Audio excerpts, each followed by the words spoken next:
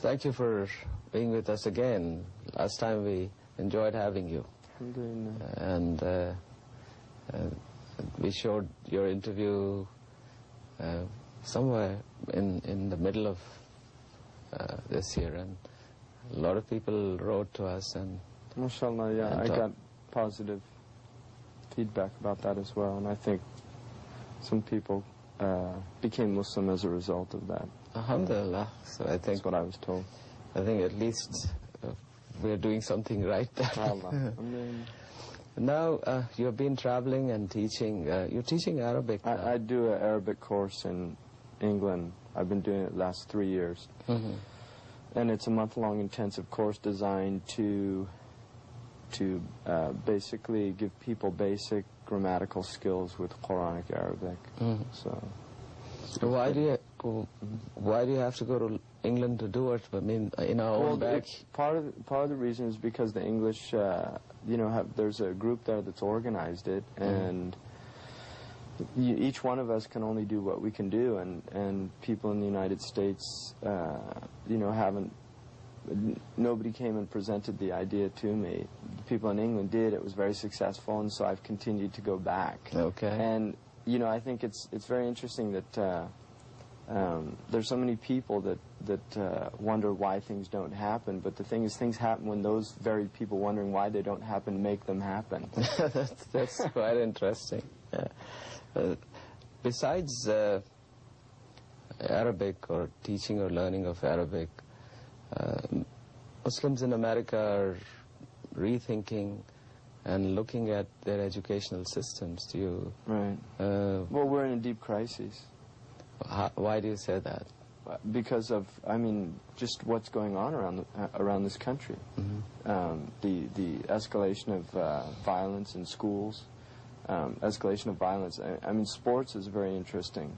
The escalation of violence in sports, the escalation of violence in what they call road rage, all of these type things. People are very, very, exhausted in this country, and part of it is that they have not been taught skills of learning to deal with themselves, which is part of what education is about. It's not simply being fed, spoon-fed information for 18 years and then let out into the world to do something productive.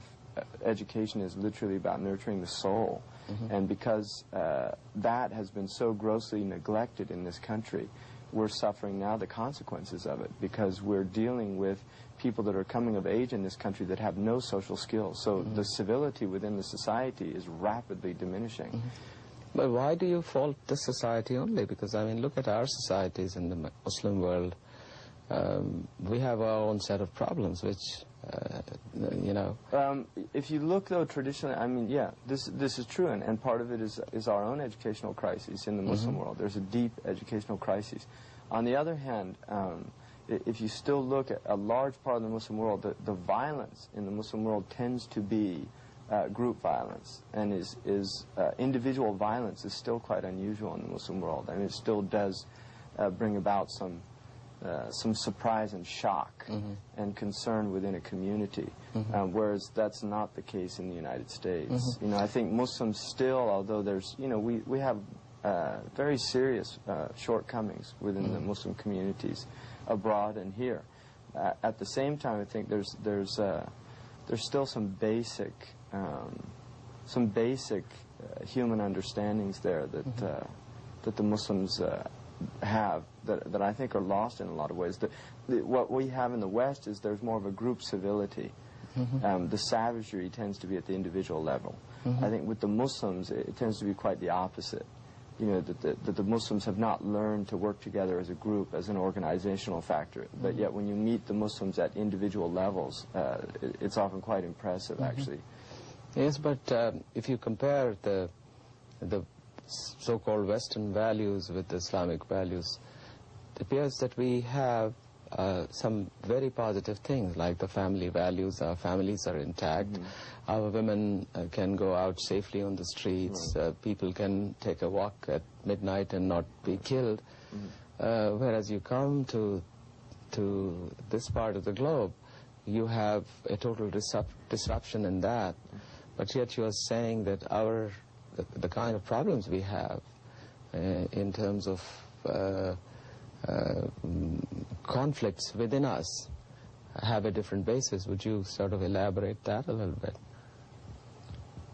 I think that we do have, I mean, our problem, our trouble in the Muslim world definitely relates to social construction.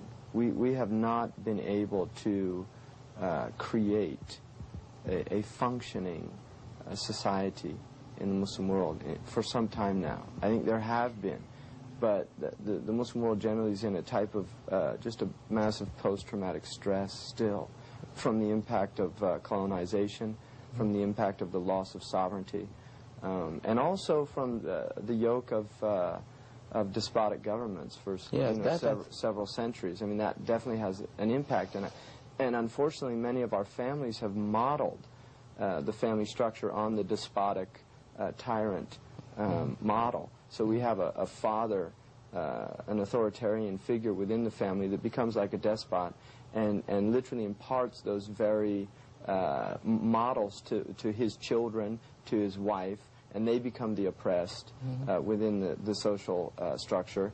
And they move on to create their own families and again repeat the patterns. And these have, they have very serious repercussions. But you see, the thing is that we, at least in the so-called Muslim world, the model of our societies and our government have always been that tribal, have always been more or less monarchies or feudal. I mean, these are... I don't think so. I don't totally agree with you. I'll tell you why. I think what happens when we read history is we tend to see history in broad strokes. And we really don't have access to the actual communities that were thriving in those. I mean, if we read about America in terms of, we're going to read about all the horrific statistics and all the terrible things and all the problems, because this is generally what history focuses on. But when you actually begin to go into communities, you get quite a different experience of, say, what Time or Newsweek gives you, right? So you're going to have some incongruences within experience. And I think that within the Muslim world, because it was a decentralized environment, you had thriving communities. Why do you say it was decentralized? I mean, in what sense was it decentralized? It was decentralized in the sense that, for instance, in the vast majority of the Muslim world, and this is still true, you can still go to areas, for instance, in Pakistan, in Morocco, in other places, where there are communities that are still reasonably organic communities that have not been greatly impacted on the dominant state structure.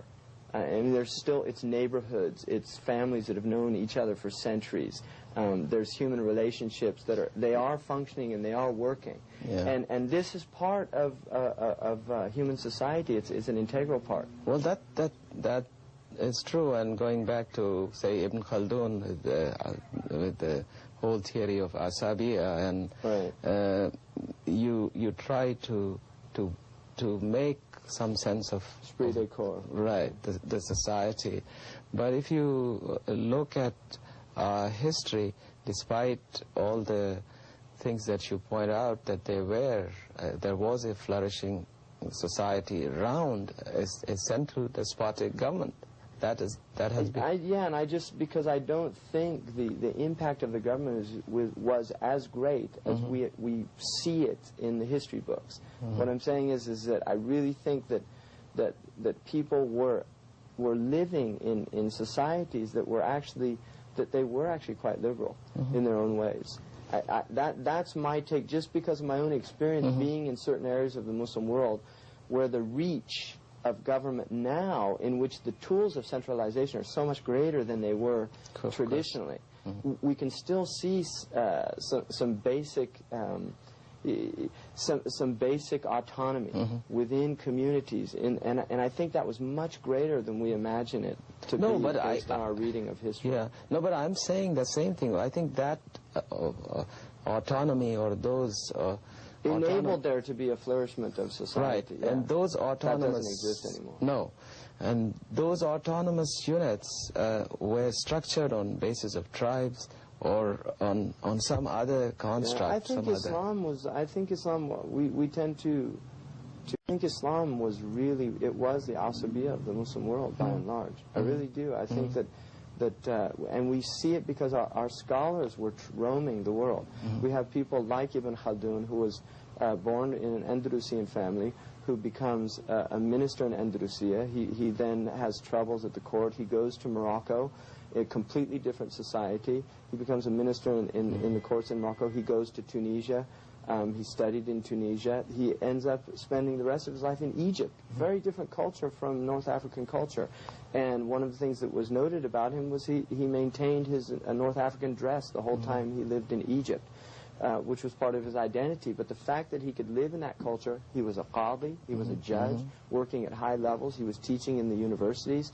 It shows you that there was a basic solidarity there that transcended tribe, class, and culture. Yeah. The same is true. Ibn Malik is a scholar who went from Andalusia and spent the rest of his life in Syria. Yes. The same can be said of Indian scholars who ended up living their lives out in the Hijaz. Many, many great scholars from India, muhaddithun and things, that would go and live, and they would teach the rest of the ummah. Yes. And this was part of our tradition. We were bonded by a religion, but also by a language, because the intellectual language of the Muslim world was Arabic, in the same way that English now, and Persia to a great extent. Many people knew Persian, particularly in the eastern part of the Muslim world, India, what's now Pakistan, and Persia, Turkey as well, and Khorasan and those places. But that was the, in India and Turkey and all of these areas where Persian became the court language, although the sacred language was Arabic.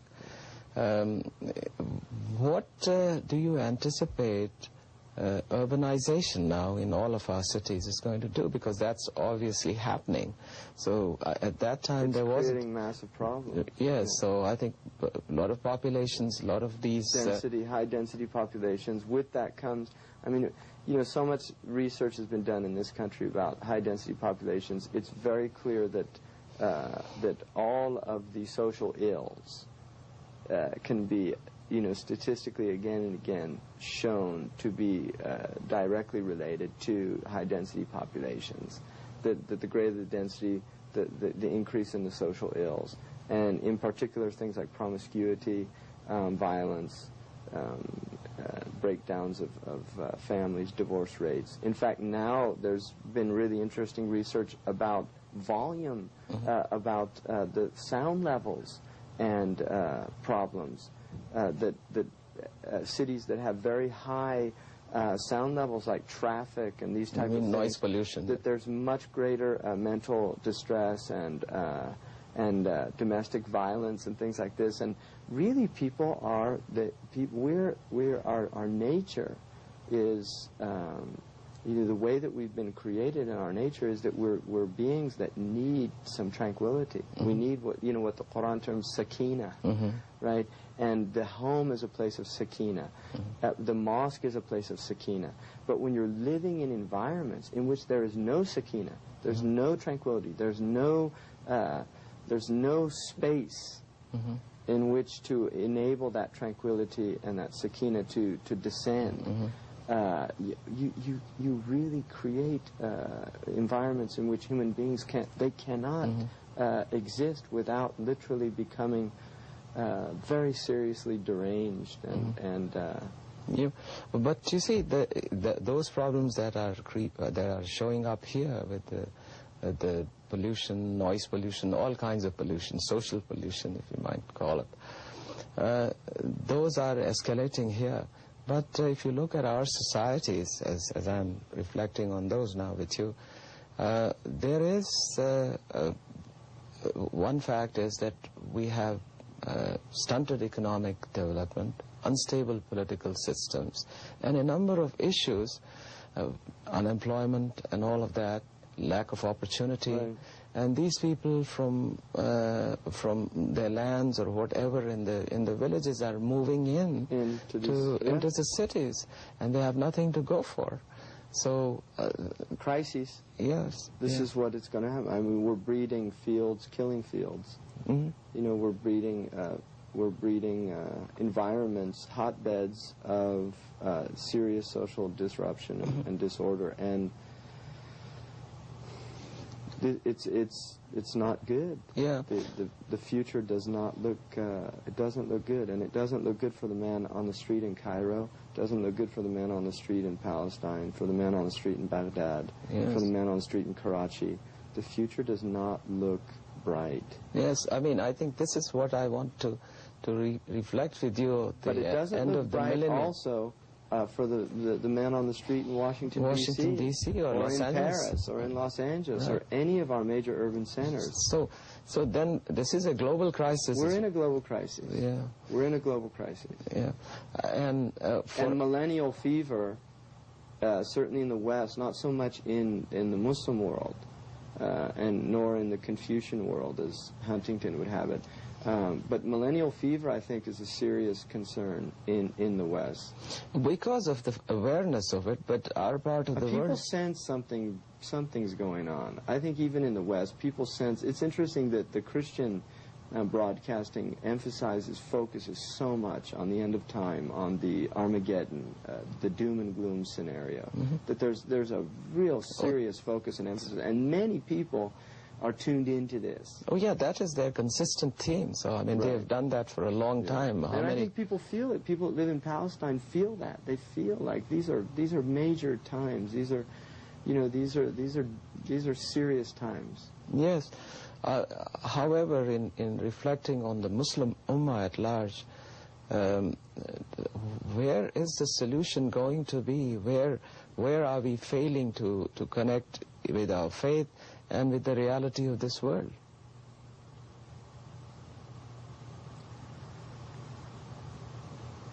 Where are we failing to connect with our faith and the reality of this world?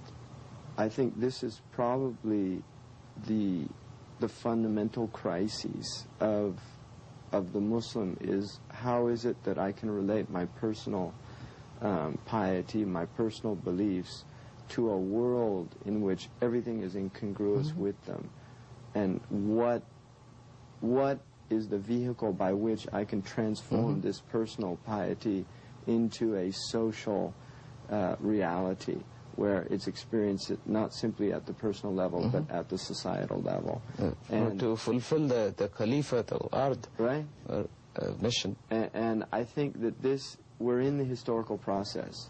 And this is the inevitability of the divine historical process, because we've been told in the hadith, which is a sound hadith, that the Khilafah, according to the nature of prophecy, would last 30 years.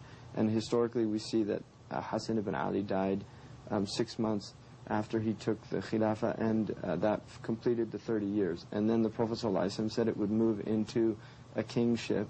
And we saw that. And then he said, and then after that it would move to dictators, Jababira, which literally, Jabbar is a dictator, it's a tyrant.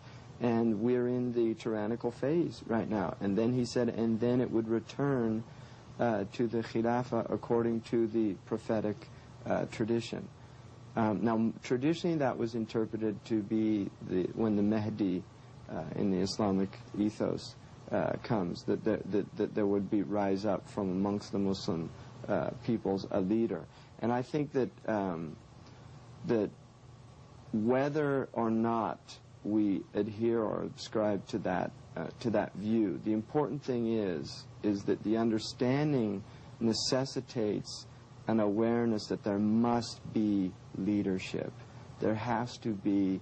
Human beings are guided by people. They are not, guidance does not simply spontaneously emerge in a culture. Guidance comes through the emergence of people who are guides, hudat. And this is the Prophet ﷺ, this is his first and foremost function as a prophet, to guide human beings. And from amongst his community there has to be people who emerge to fulfill that role. And traditionally those people were the people that were transmitting and maintaining this tradition.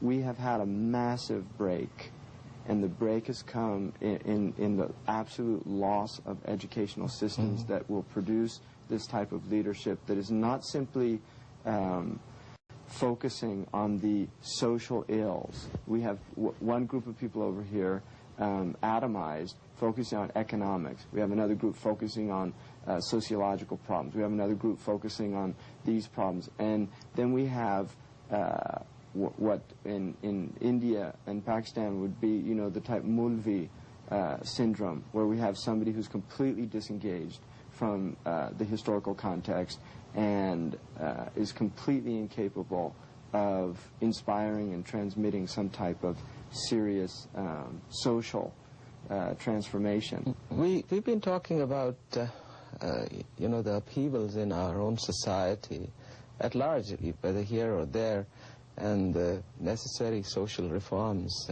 and what should we be doing. Obviously, it's a loaded question, and we're not going to be solving all the problems, but basically, here is a group of people who are the so-called leaders, and here are the masses. Right. And their agendas are totally different. Right. Yes, we have the glue, which is Islam, but how effectively is it penetrating into our lives? This is basically where we are. Well, again, I think we have to go back to this fundamental crisis, which relates to producing people who can guide and who can lead. We've failed to do that. We have not done that.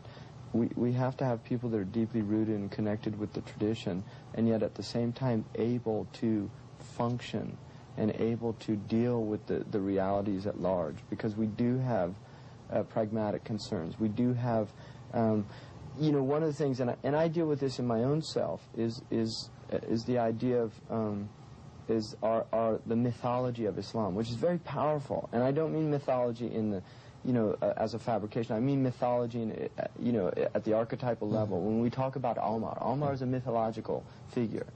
You know, not that he did exist and he did do the things that we talk about that he did, but it's at that level of mythos. It's something so awesome and so powerful. And what happens is we rely so much on our mythological tradition that it obscures the fact that we are not doing what we're supposed to be doing now. And so what happens is we tell stories about the past. And the Persian poet, he said, don't be content with the myths of those who went before you. Go out and create your own myths. You know, so that people can tell the myths of this period, of the people that lived in this time, the people that come after. That there has to be that continuity. There has to be the continual resurgence and reinvigoration of the tradition. And we're not doing that.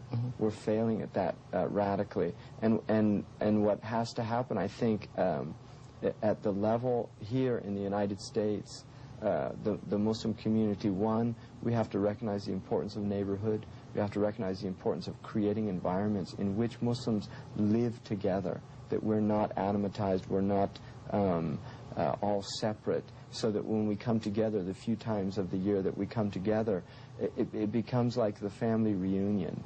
It becomes like everybody's living their own separate lives, and we come together, and it's the family photograph. But it's a lie. There isn't a family.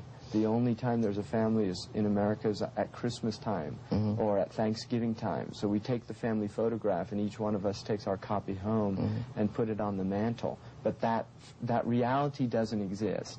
It's really an illusion in the photograph. And I think what's happened in our communities is that we have either for the immigrant, it becomes the photograph from back home. The experience of Islam, the Eids that they remembered back home, and then it becomes this nostalgic type. It's not like back home. And for the first generation and for the convert in this country, it becomes those few occasions where there is some sense of Muslim presence, like the conferences that people go to, or the Eid prayers in the local communities. And other than that, there's a deep sense of lack of community. So what sort of value do you assign to these huge conventions and conferences? Are we getting anything out of these? Well, I think there's something's happening, right? There's definitely something happening. But is it what we want to happen, and is there an alternative? I mean, these are, I think, serious questions and concerns. Yes. What I become very deeply wary of is when we start getting into the 90th annual convention, the 110th annual convention. Where is it going to? The Quran asks a fundamental human question: فَأَيْنَ تَذْهَبُونَ? Where are you going? We have to have vision. We have to have agenda. The Prophet ﷺ was not somebody that was moving in the dark. He was on a path, and he knew exactly where he was going. He knew where he was going in this world, which was to sovereignty, and he knew where he was going in the next world, which was to Jannah.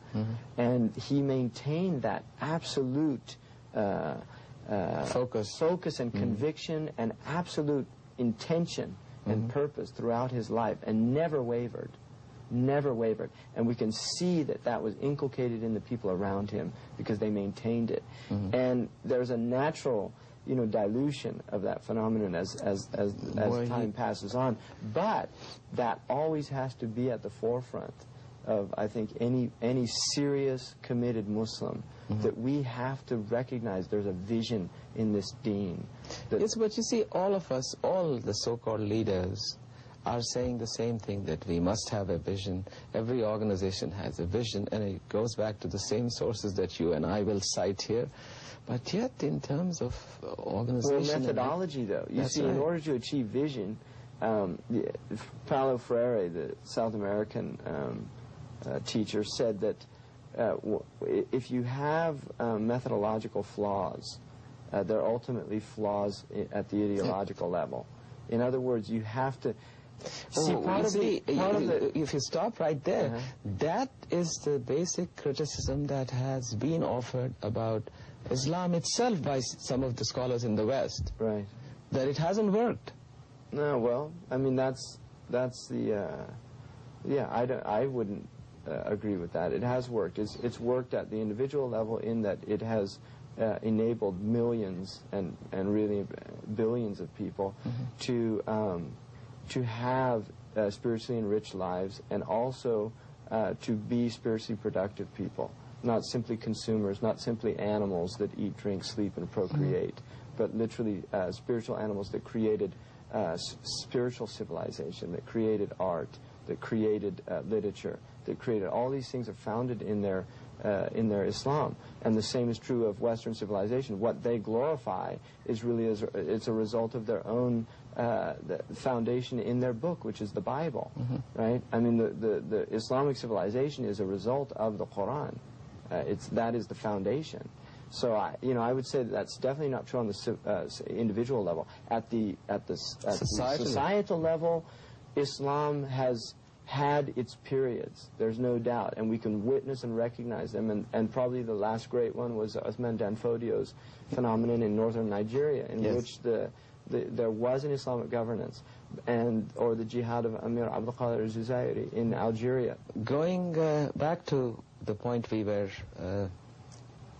discussing, the role of conventions and how the organizations here are working, you were saying something. Yeah, I think that the part of the problem, the fundamental problem with organization is what's known as the unspoken rule of organization, which is that whatever the mission statement of an organization is, there's always an ulterior statement, which is self-preservation. And so what happens is that it's the institutionalization of any idea or any, I mean, I don't like to use the word idea in relation to Islam, but of any vision. What happens when it becomes institutionalized is the vision itself becomes institutionalized, and it becomes secondary to the institution itself. And I think it was really worth studying is the Alcoholics Anonymous, because they have a 12 steps thing, but they have another thing which a lot of people don't know about, which is the 12 principles. And in it, one of the things they state is that their organization is a non-organization, and they talk about the importance of not allowing the organization to become the primary focus, that it has to be the people that are being served by the organization. And this is the crisis. How does an organization fulfill its functions as a service provider, as a facilitator for social events, for something to happen within a society? How does it facilitate that and not get in its own way by becoming the organization? Right. You mean without the hierarchy and without the sort of a territorial... Animal farm. Right. You see, all animals are created equal, and then one day, but some animals are more equal than others, right? So what happens is that you have this beautiful, wonderful vision, but suddenly we're dealing with people whose jobs now are at stake, with people who want to maintain a status quo, that people become comfortable within you. And this is a problem with any type of organization that is providing social services. Yeah. This is what's happening in the welfare state in America. I mean, social workers are notoriously burnt out, right? It becomes very hard for them to sustain that original. Many of them, the reason they went into social work was to help people. But after working within the institution, they become hardened and burnt out and become cynical. And this happens within organizations. There's a type of burnout that occurs because they begin to see the dirty politics of maintaining structures. You know, I mean, the Democratic Party, you know, the vice president calling up people to get fundraising. This is the type of cynical, you know, aspects of any major institutional organization. And the thing about Islam is based on purity of intention. Without purity of intention, there's nothing. We have nothing. That is the foundation. And to maintain that, you must maintain an Islamic understanding throughout. And once you begin to compromise those basic Islamic principles, I think you really go into very murky water. And I think that's one of the major problems with the organizations. But you see, you talked of 2 or 3 things, and every time you come back with a reply, it's so loaded that I want to chop it up in different sections. Now, you talked of animal farm sort of model, and so you think that our own organizations are infiltrated with this Orwellian, you know, functionality, or I may call it. Well, I think that happens. It's one of the pitfalls, and unfortunately, human beings are human beings. They're susceptible to it, and I think part of the way I personally am very wary of organizational work, you know, in this, because I can see what happens, you know, and the Prophet _, the way that I envision what he was doing was there was a deep vision, but there was a type of spontaneity that was constant in his presence.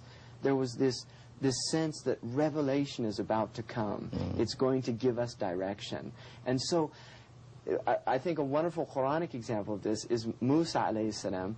When he sees the fire, he tells his family, I'm going to go to the fire and get some fire to bring back, and maybe I'll get some news. But he goes there, and suddenly God wants to talk to him. Now, I think a lot of organizational people would say, I don't have time, I'm busy getting the fire.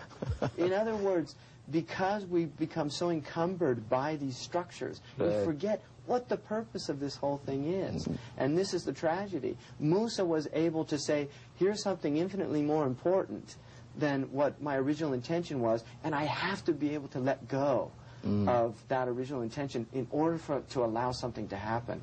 And the nature of human societies is that we are organic creatures. I mean, you're a physician, you know, you can see the body is not working according to structuralist, mechanistic. It's very sophisticated, and there's spontaneity happening within the body. Stress is a spontaneous introduction that disturbs the body, and there are spontaneous reactions to this new thing. If we're always focused on this structural model, and America is a wonderful example of that, yes, it does function, it does work, but at a very serious cost. At a very serious cost. And you lose humanity. You lose the humanity of people. So in other words, to restate your I know you're promoting organized anarchy. In a sense. In a sense. In a sense. Yes. And I know it's to some people it just seems so crazy. Does seem so. In looking at the end of the millennium and the need for reforms, we've been talking about it. The West is now talking of Islamic resurgence, and do you see any evidence of that at all? Well, I think there's no doubt that something is happening. And I don't think it's just within the Islamic world. There's a book called The Revenge of God, which chronicled the rise of religious spirit all over the world. It's not only happening within the Muslim ranks. It's happening within the Jewish tradition. It's happening within the Hindu tradition. It's happening within the Christian tradition itself. There is a basic attempt. People are recognizing that there's very serious imbalances in the world, and a lot of people are attempting to grab onto something that gives them a sense of security. Now, iman in Arabic is related to the word aman, which means secure. People feel secure with iman. It's part of the human nature. So I think because of the incredible insecurity that we're having in our societies right now, there is a sense that I want something that's going to give me security, and I think this is part of the fitrah of the human being. I mean, this is the way we've been created, and so there is a return to religion. But part of the trouble is that religion now has there are so many filters that what is this? What is Islam? I mean, I think a lot of Muslims really don't have a strong understanding of what our tradition is. Now, talking of just religion per se, now we're talking about return to religion at the end of this millennium, mankind looking for something. I mean, if you look at any religion, I suppose you would look at it in these three dimensions. At least I do. One is the intellectual part of it, which is rationalism, and the other one is the super rational, right, the spiritual part, and then the third is the behaviorism, or the ritual, the results, the ritualistic part. If you see the Muslims all over the world, and if you look at these three dimensions, at least I find that we are totally off balance. Or am I wrong? I know, I agree wholeheartedly. Yeah. I mean, religion in the Muslim world has been ritualized to the degree that the spirit of the teaching really gets lost. And I think part of the problem is because we're living in societies that there is a great deal of social anarchy, and people feel it within their lives. That ritual is something that gives us a sense of order.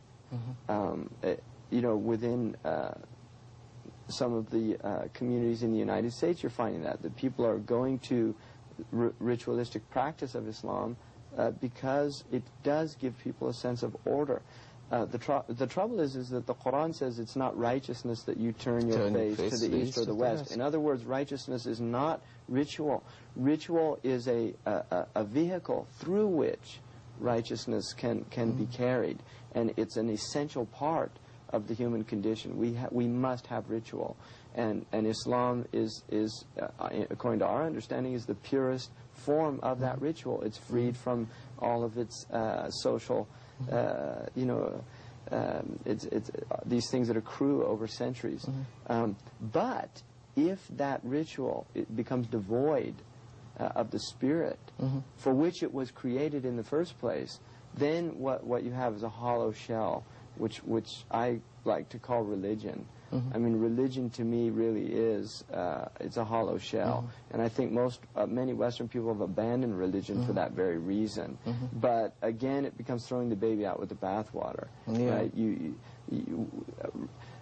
That aspect of religion is very unpleasing to many people. And the Islam, I think, doesn't see itself as a religion in that way.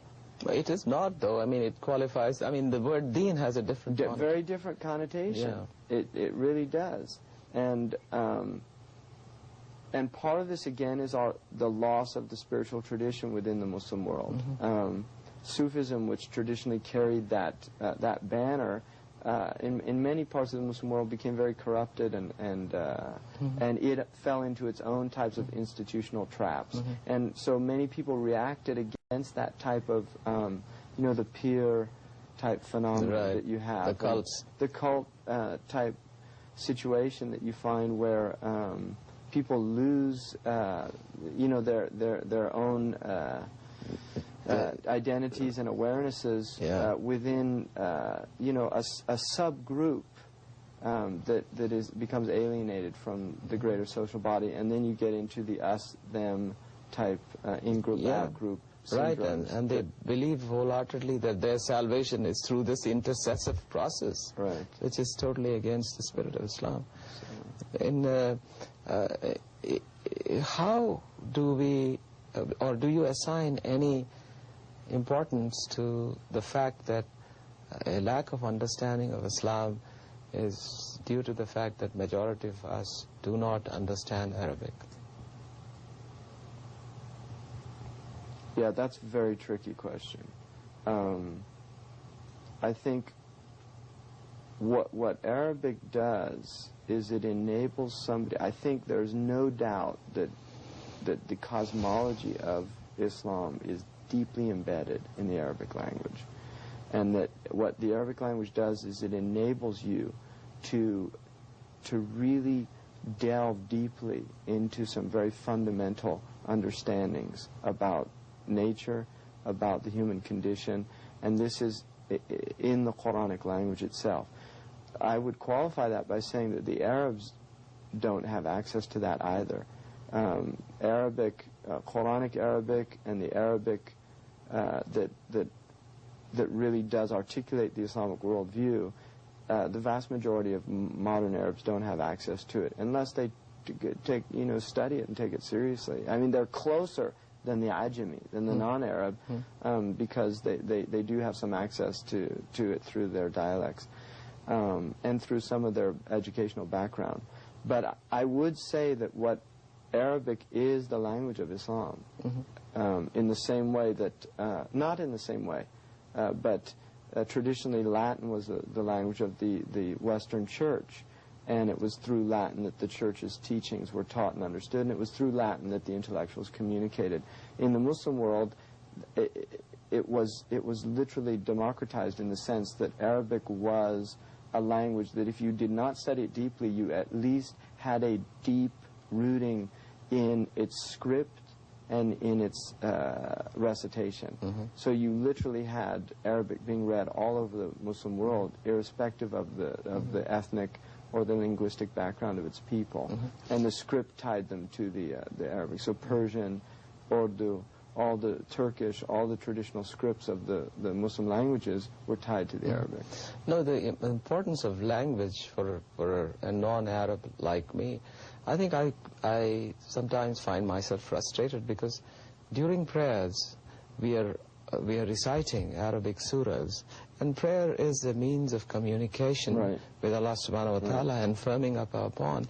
If you don't get that charge, so, I mean, if I... Well, see, I mean, I think, that you're making a really good point, but I know for a fact that there are Ajamis that are in a much deeper state of contemplation and presence in their prayer than many Arabs who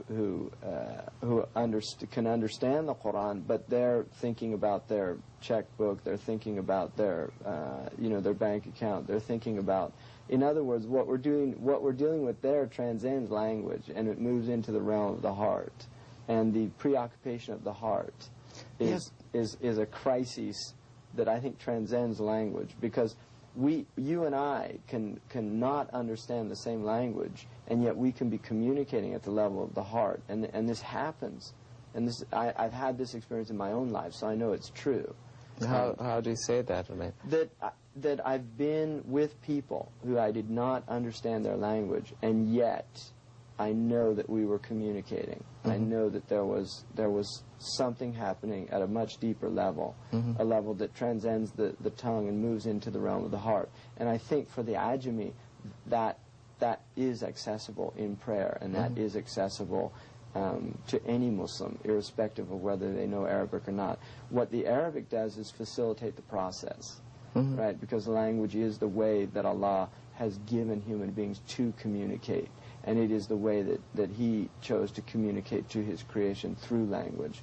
But the language is not limited to linguistic symbols. It's also the signs in the self and in the horizon. The whole of creation is called an ayah, which means a sign, and sign is symbol. And so there's symbol everywhere. And Arabic is, there are the symbols through which the Quran was communicated, but the substantive matter that is being communicated, right, is beyond language. Well, I agree. I mean, the reality of God, or whatever the reality is, could never be contained in any vehicle, whether it's language or anything. However, but since these ritual prayers are ordained, how do we maximize through that experience our relationship? I think any devout Muslim should be committed to learning the language of the Quran. And I really believe this. I personally believe that the language is accessible and it's easy. The language of the Quran is easy. And I know personally that people are capable of learning it if they give serious study in 2 months. The vocabulary acquisition takes longer, but they're capable of learning the basic grammatical structures through which language communicated, and with a good dictionary can begin to open up the meanings of the Quran for themselves. That's completely possible, and I'm not exaggerating. I think a person of, sound intellect can do that. They don't have to be a genius. They don't have to be, that they can do that, and people do have access to that. And for me, it's been probably one of the most enriching things that I've ever done in my life, because I know that the Arabic language has enriched it really has enriched my understanding of Islam, and But you see, this is a major issue for our youngsters here, growing up, or anywhere for those who are non-Arabs. We are teaching them how to pray, but beyond that... And it's very sad, because I think, given that we have 12 years, if we look at just, education in this country, there are Muslim schools. Within 12 years, we should have people that are fluent in Arabic. I mean, you can do it in much less than that. But the fact that you have all of that time, and I think it's really sad that we don't focus more. And part of it is, one, we have to get away from this, the racism that is inherent in the Muslim community, because this brings issues. What do you mean by that? What I mean is that what happens is Arabic begins to be perceived as a type of hegemony of the Arabs over the Ajam. Linguistic imperialism. Linguistic imperialism, and we have to get beyond that, because the Arabic transcends the Arabs. Arabic is the language of the Quran.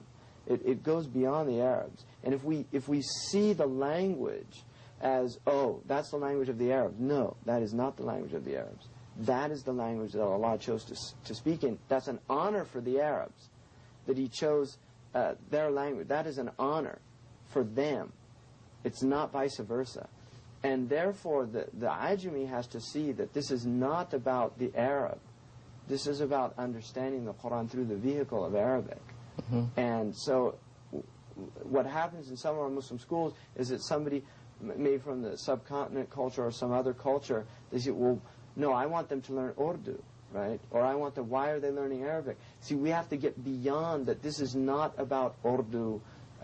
This is not about the Indian subcontinent or about the Arabs. This is about the language of our tradition. the language of our religion, the language that Allah, we believe, that Allah spoke to us in. And if we can transcend that, something really interesting can happen. Because one, if you allow Arabic to become our language as a tradition, then there a deep type of asabiya occurs. You see, that transcends.